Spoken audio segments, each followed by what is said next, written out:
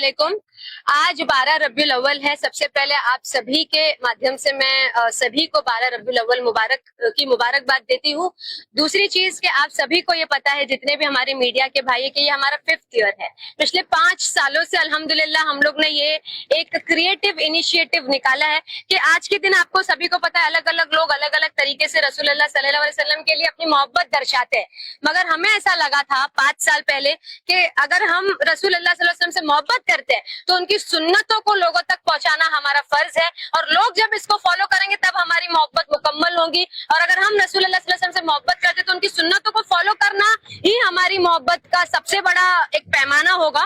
तो रसूलुल्लाह सल्लल्लाहु अलैहि वसल्लम is known as prophet for all. उन्होंने जितनी सोशल टीचिंग्स दी है, जितने सोशल मैसेजेस दिए हैं, महिला के ताल्लुकात से, बच्चों के ताल्लुकात से, राजकारण कैसे करना है उस ताल्लुकात से, लोगों के साथ व्यवहार कैसा करना है, पड़ोसी के साथ कैसा रहना है, बिजनेस कारोबार कैसा करना है, ये सारे जो हम रसूलुल्लाह सल्लल्लाहु अलैहि वसल्लम की टीचिंग्स है वो लोगों तक पहुंचाना, हमें ऐसे लगा कि ये सबसे बेहतरीन तरीका होगा नबी करीम पाक सल्लल्लाहु अलैहि वसल्लम के लिए मोहब्बत दर्शाना। और जैसे आप देख सकते हैं कि मेरे कार्डबोर्ड पर लिखा है कि लोगों के लिए आसानी पैदा कीजिए।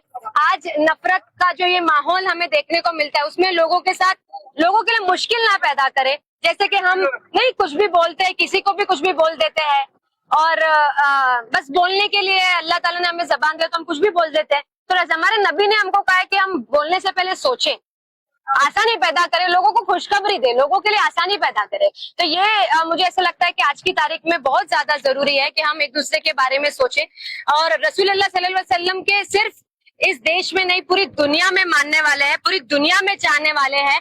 जो हमारे गैर मुसलमान भाई बहनें भी हैं जो रसूलुल्लाह सल्लल्लाहु अलैहि वसल्लम के बारे में जानती है, उनके बारे में पढ़ती है, जो पढ़े लिखे हैं, जो जानकारी रखते हैं दीन की और प्रॉफिट सल्लल्लाहु अलैहि वसल्लम की, उनके भी अगर आप उनसे भी पूछेंगे तो वो भी रसूलुल्लाह सल्लल्लाहु अलैहि वसल्लम की जो टीचिंग्स और सोशल मैसेजेस है उसके बारे में आपको अच्छी बातें करेंगे। तो आज के दिन हमें ऐसा लगता है कि हमारा मेन ये करने का उद्देश्य ये था कि हम इतनी सारी रसूलुल्लाह सल्लल्लाहु अलैहि वसल्लम की टीचिंग्स लेके खड़े हैं, अगर इसमें से एक भी किसी भी इंसान ने, जो आते जाते लोग हैं, उन्होंने एक भी पढ़ के अपनी जिंदगी में अगर इसका अमल लाए तो हमें लगता है कि ये हमारी जो कोशिश है ये कामयाब रहेगी, और इसका सवाब हमें भी मिलेगा, हर लिखने वाले को मिलेगा, हर पढ़ने वाले को मिलेगा, और हर अमल करने वाले को मिलेगा इंशाअल्लाह।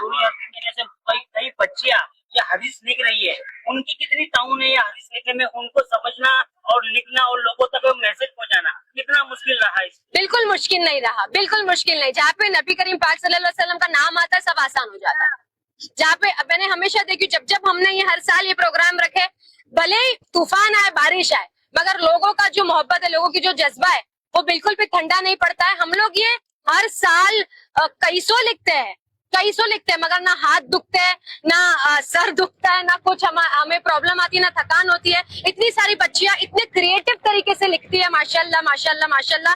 मैं बहुत खुश हूँ। शुरू में तो हमने 2 साल खुद लिखते थे, मगर फिर उसके बाद लोगों का ही ये कहना था कि हमें भी मौका दे, क्योंकि लिखना भी सवाब है, नियत करके लिखना भी आपको सवाब। पल पल जो आप ये वहां पर बैठ के लिख रहे हो, पल पल आपके लिए नेकी लिखी जा रही होगी।